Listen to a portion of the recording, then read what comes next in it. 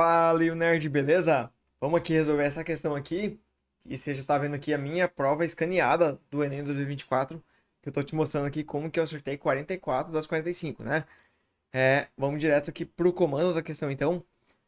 Sempre é bom dar uma olhadinha aqui, o que se trata, né? Ó, Diadema, etnia Caiapó, Estados do Mato Grosso e Pará, Museu de Arte, beleza? MAI, Museu de Arte Indígena, né?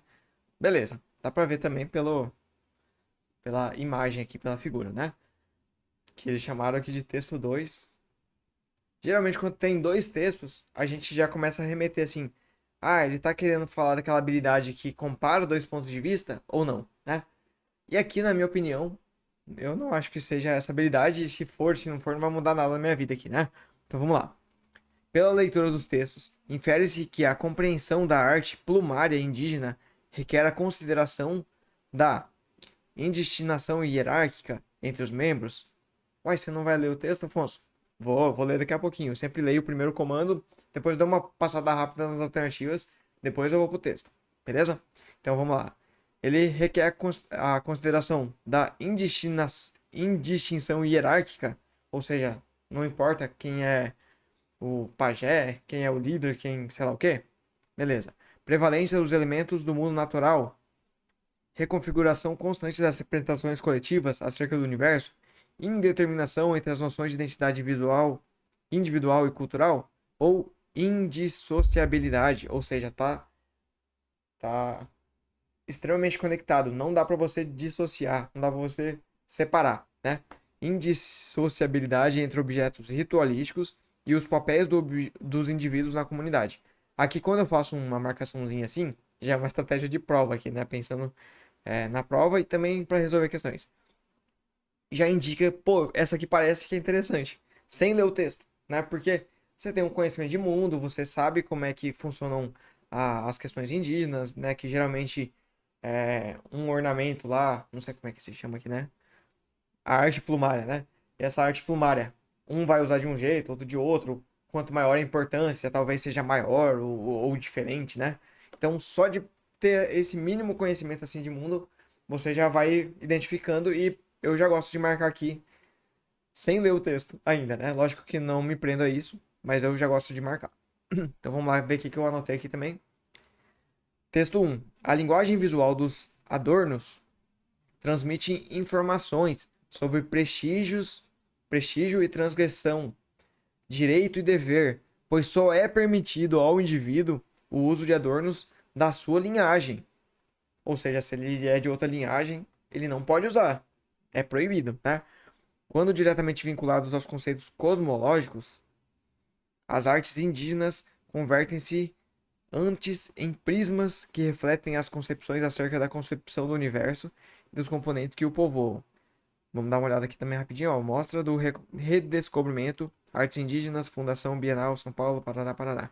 Então aqui ele fala algumas coisinhas aqui que pode indicar, né? Tipo a concepção do universo, essa parte cosmológica aqui, né?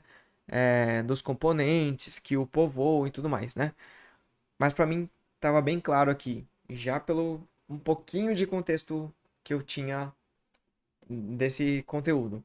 E do que ele falou aqui, que eu anotei ali, eu tento sempre ser o mais concreto possível aqui no texto, né? Ó, transmite informações, prestígio e transgressão, ou seja, tá comparando duas coisas. Direito e dever, comparando duas coisas. Pois só é permitido ao indivíduo o uso de adornos da sua linhagem. Então vamos ver a letra E aqui, né? Sempre volta no comando também. O comando é a parte mais importante de todas. Pela leitura desses textos, infere-se que a compreensão da arte plumária indígena requer a consideração da indissociabilidade entre objetos ritualísticos e os papéis dos indivíduos na comunidade. Para mim tá 100% perfeito aqui. Então vamos ver, ó. Requer a consideração de indistinção hierárquica. Eu não posso distinguir uma coisa da outra, não posso diferenciar uma coisa da outra. Não, eu posso, né? Tá diferente lá.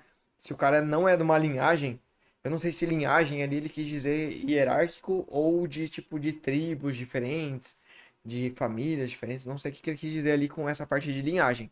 Mas tá falando que tem uma distinção clara ali entre dever e direito, entre sei lá o que e sei lá o que, né? Então, sei lá o que, sei lá o que, foi triste, né? Indistinção hierárquica não existe, né, no texto ali. Requer a consideração de prevalência dos elementos do mundo natural sobre as relações humanas. Tipo assim, você tem que pegar coisas do mundo natural pra ser mais importante do que as relações humanas. Não, tá falando lá de relações humanas, né? Olha as relações humanas aqui, ó. Prestígio, não é nada natural ter prestígio. É coisa humana isso, né? Transgressão, direito e dever é somente humana. Somente humano que tem essas questões, né?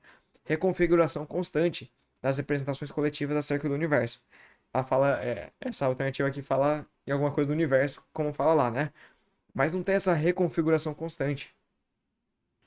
Ó, tipo, quando você tá meio em dúvida, lê de novo o enunciado, quantas vezes forem necessárias, né? Lógico que tem o tempo do Enem, daí é outro problema. Daqui a pouco a gente fala disso. Mas, ó, infere-se que a compreensão da arte plumária indígena requer a consideração da reconfiguração constante das representações coletivas acerca do universo. Só pela historinha aqui já nem precisa ler muito texto, porque, cara, quer dizer, a gente tem que se basear no texto, mas o que eu quero dizer aqui é. Não tem isso. Você não tem que ficar considerando essa reconfiguração constante, né? Mesmo se falar alguma coisa lá de universo, vamos ver qual parte que fala, né? As artes indígenas convertem-se antes em prismas que refletem as concepções acerca da composição do universo. Então refletem essas concepções, mas não que tem que ficar reconfigurando toda hora, né? Reconfigurar é tipo ficar mudando toda hora. Não tem isso, né? Indeterminação entre as noções de identidade individual e identidade cultural. Não tem essa indeterminação, tem uma determinação. Você não pode usar se você é de tal linhagem. Você tem que usar se você for de outra linhagem. Então, tipo, tá totalmente conectado ali essa parte cultural com a parte individual. Eu, Afonso, se eu fosse um indígena lá, de tal linhagem, eu não poderia usar tal adorno ali se eu não se for de outra linhagem. Então é totalmente conectado. Não existe assim, eu quero usar porque eu acho bonito. Não pode ser de acordo com o texto, beleza? O que eu falei do texto, da parte do tempo do Enem, é um dos grandes desafios, né? E por isso que a gente tem o método GPS do Enem, que engloba várias dimensões. Entre elas, a quarta dimensão é a dimensão de fazer prova, de administrar o tempo de prova e tudo mais.